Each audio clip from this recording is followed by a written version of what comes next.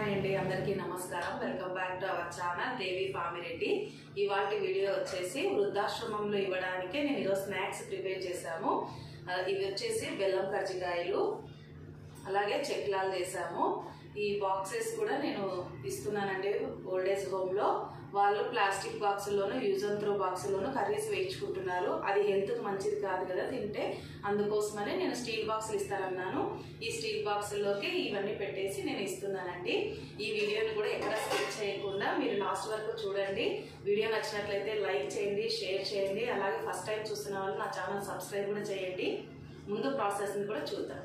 ఈ పిండి వచ్చేసి 4 గ్లాసులు బియ్యము, అలాగే 1.5 గ్లాసు వచ్చేసి పప్పులు, అర్ధ గ్లాస్ వచ్చేసి ఉద్దిబ్యాళ్ళు, ఇవన్నీ వేసి ఆడించినటువంటిది. ఇది మిషన్లో ఆడించినటువంటి పిండి. నేను ఈ గ్లాసు కొలత తీసుకున్నాను. అలాగే 1 కప్పు వచ్చేసి తెల్ల నువ్వులు. ఇవి ఎన్నైనా వేసుకోవచ్చు, మన ఇష్టం. ఇంకా ఎక్కువ వేసుకున్నా కూడా టేస్ట్ బాగుంటుంది. అలాగే 1 స్పూను జీలకర్ర, ఉప్పు తగినంత వేసుకోవాలి. చూసి ఉప్పు వేసుకోవాలి. మళ్ళీ అయినా మనము కొద్దిగా పిండి పిసికేటప్పుడైనా చూసుకొని వేసుకోవచ్చు. కారం కూడా మనం తినగలిగేంత కారాన్ని కూడా మనము వేసుకోవాలి.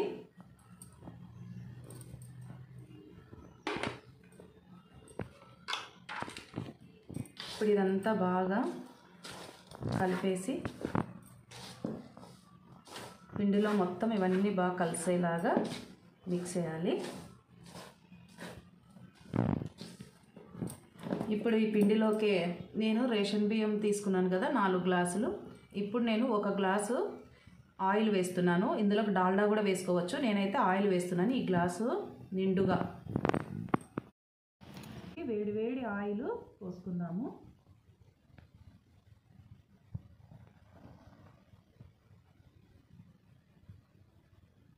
ఇప్పుడు పిండిని అంతా జాగ్రత్తగా, ఆయిల్ వేడిగా ఉంది కదా, పిండిలో చేతులు వెంటనే పెట్టకుండా కొంచెం ఇట్లా అంతా వేసుకుంటూ కలుపుకోవాలి. ఈ పిండికి మొత్తం ఆయిల్ అంతా పట్టుకునేలాగా కలుపుకోవాలి.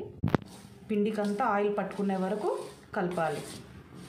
ఇప్పుడు ఇదంతా ఆయిల్ వేసాక బాగా పిండి మొత్తం కలిపేయాలి. చూడండి, ఆయిల్ వేసినాక ఇట్లా అంటే మనం ముద్ద చేస్తే ఇట్లా ముద్ద అవ్వాలి. మళ్ళీ ఇలా అంటే పొడి పొడిగా కావాలన్నమాట. ఇలాగా మళ్ళీ ఇలా అదిమేస్తే ఇలా కావాలి. ఇట్లా ఉందంటే చెక్లాల పిండి బాగా పర్ఫెక్ట్గా చెక్లాలు వస్తాయని అర్థం. నీళ్ళు కొద్దిగా నీళ్ళు వేసుకుంటూ మనము పిండినంతా కలిపేద్దాం. కొంచెం వేసుకుంటూ పిండి మొత్తము కలపాలి.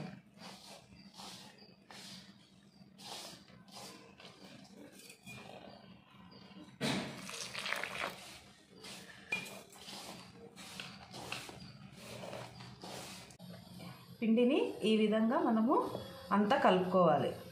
చూడండి, మరీ మెత్తగా కాకుండా మరీ గట్టిగా లేకుండా పిండి స్మూత్గానే ఉంది. ఇలా మీడియంగా మనకి గిన్నెల్లోకి పెట్టుకోవడానికి ఈజీగా ఉండేలాగా ఈ విధంగా కలుపుకోవాలి. చేతిని మనము తడి చేసుకొని ఇట్లా పిండిని మళ్ళీ ఇంకొకసారి బాగా ఇట్లా పిసికి కారాలు చేస్తాం కదా, ఇందులో పెట్టుకోవాలి.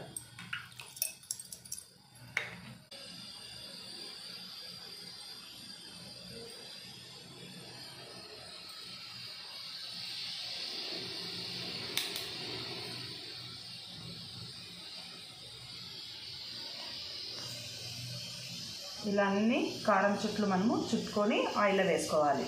ఆయిల్ కాగిందా లేదో ఒకసారి పిండి కొద్దిగా వేసి చూద్దాం. ఆయిల్ కాగింది. ఇప్పుడు ఇంకా మనం కారం చుట్లు వేద్దాం.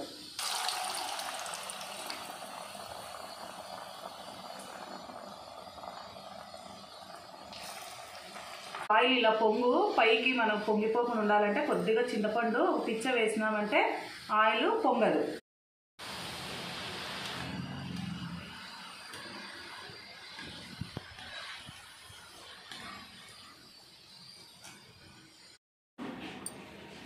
ఇలా బాక్సెస్లో అన్నిటిలోనూ నేను 2 కర్జికాయలు 2 చెక్లాలు పెట్టేసి అన్ని బాక్సెస్ని ఫిల్ చేశాను.